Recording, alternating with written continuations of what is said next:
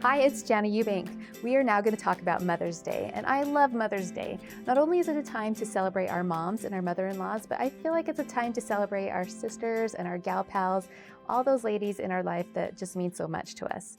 Today I'm going to work with the Splendor collection by My Mind's Eye, and it's just filled with these beautiful peachy colors, the beautiful florals, lots of fun icons. I can't wait to get started.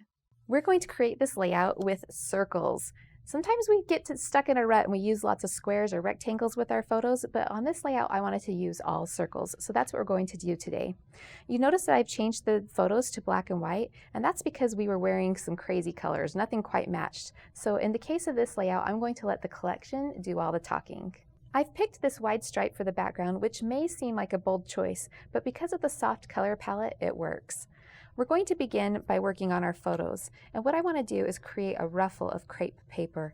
So I've added my photo to some black cardstock, and then I put some strong adhesive on the back. We're going to peel off each of these liners, and then we'll begin to add our ruffled crepe paper. This is just your regular birthday streamer that you can buy at any store, and some people, you might be concerned about the acid-free nature of this. If that's a concern to you, then you may not want to do this technique. I put a piece of cardstock to act as a buffer between the crepe paper and the photo. Continue around the circle until you get all the way to the other side, just folding the streamer back and forth on top of itself.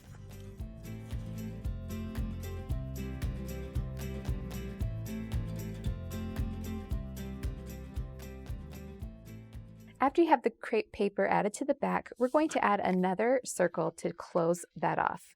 I'm going to add foam tape, and this will lift the photo up off the page just a little bit when we go to add it to the layout. Now that our photos are ready to go, we're ready to add them to our page. Now I want to add some more circles, and I'm going to use kind of a cascading design and overlap the circles slightly like this. We'll put this one here close to the top, and then we'll overlap this one here off to the side. I wanted to add in some more color, so when I add the circles into this design, I'm going to choose some patterns from the 6x6 paper pad. I picked out these 4 colors. We have 2 blues. One of the blues is going to go at the top. Then to repeat the blue, we're going to put a blue circle at the bottom. I'm going to layer this text paper here on top of this blue one, and then we're going to repeat this pink color and do a pink one down here. They're similar but a little bit different, just different enough that it keeps your eye moving through the page. I really like the way that this bold black looks, so we're going to back each of these circles with a black circle as well.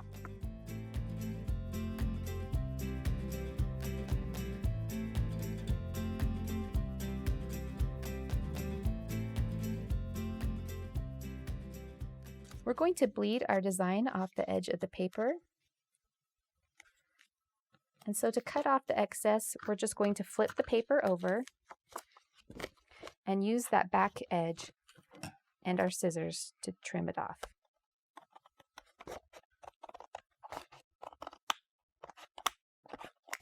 Now, of course, I love all the florals in this collection, so we've got to add some of those. And I want to do a spray right here, filling in this section in between the 2 photos.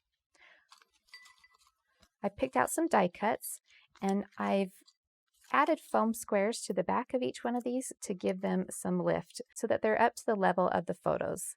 So we'll keep building these flowers and make a little bouquet for our moms. These black fern leaves are just gorgeous. I like how it ties into the black of the cardstock mats.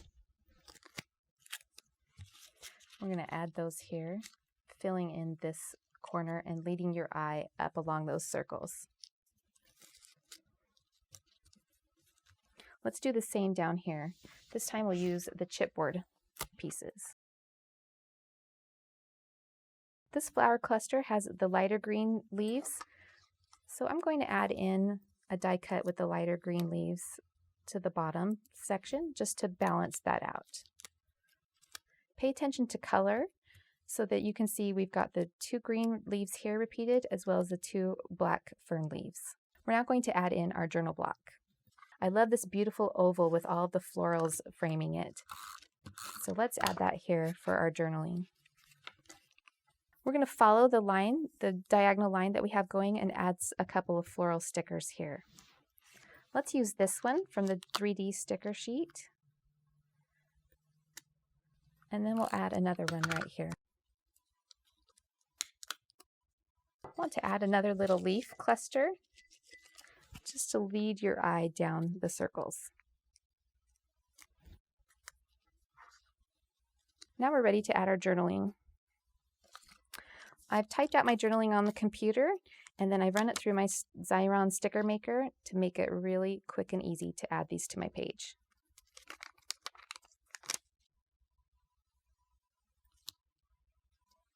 So we have our eye going down the page with this cascading circles. We have our journaling over here, and I felt like right here would be a good place to end with our title. I've picked this banner die cut, added some foam adhesive to the back. We're going to add that right here on the bottom of the photo. We've got this beautiful die cut that says the word lovely. And then I've die cut the letters that say ladies, because our moms are lovely ladies.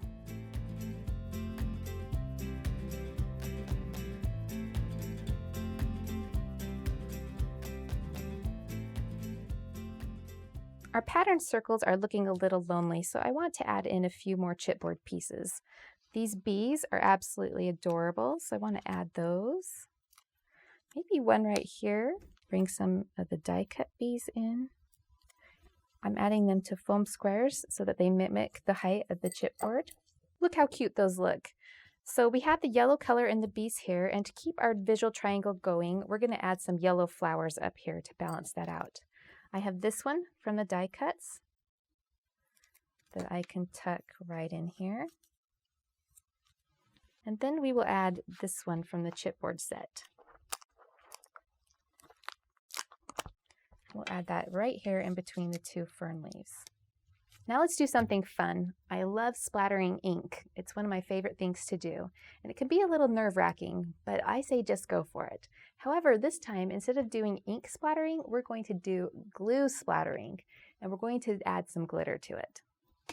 So the first thing we want to do is just take some liquid glue, squeeze it into a dish, and then we're going to add some water. Stir that together till you have some nice thin glue. Before I do this, I want to show you just how big of a difference a little glitter will make to your project. You can see this finished one with the glitter splatters, and then the one that's a little more plain. Just adding that little touch of glitter really pumps things up. Take the liquid glue and load up your brush. Be sure to protect your work surface so you don't get glue everywhere, but you're just going to splatter and just go for it. Have fun with it. Now before it dries, we're going to sprinkle the glitter on top. I've folded a piece of paper to catch the glitter underneath, and we're just going to work on each little section. So there's our first section. We'll come over here.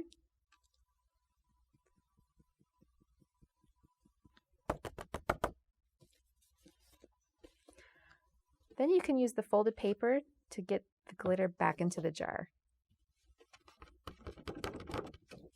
Isn't that awesome? I love how that looks. The final detail on this page are just a few little stitch marks that I've made on each of these circles, just to repeat that black color. I love my mom, and I love paying tribute to her with such beautiful products. Why don't you make a layout about your mom? When I was little, my dad always bought my mom flowers for Mother's Day. He would buy her a corsage or maybe even a wristlet. So I thought it'd be fun to make a paper flower wristlet for my mom this year. I've die cut out several layers of flowers, and we're going to use this Sizzix sculpting kit to shape the petals. I love this kit. It's got several different tools to help you shape your petals, as well as add detail lines to the petals and the leaves. After you've done that, you can start layering up your different layers. So I've used solid papers as well as pattern papers to give this flower lots of character. Continue adding them and just offsetting them slightly from one another so that you could see all the fun colors. Add a few smaller shapes for the flower center, and then a button, and you've got an adorable flower. I've used this die here to create a gift box to go along with my corsage, but I'm also going to use this piece here, which is the spine of the box, to use as the base of our wristlet. Here's what it looks like cut out. I've cut it out of some black chipboard, and then it has some score lines where we can bend. We're going to trim this piece down, and then you can see it can curve along your wrist and gives you a platform to glue all your flowers. Here are some flowers I made. Let's start adding them to our corsage. You'll also want to add in different kinds of leaves, and be sure to cut them out of different shades of green, because in nature there's not just one color green. You want to use all the different shades. After you've assembled your wristlet, you're ready to add the ribbon. Just flip it over and glue the ribbon to the spine, and it's ready to wear. Thanks for watching! If you liked this video and want to see more from Scrapbook.com, please like, share, subscribe, and leave a message. Happiness is life handmade.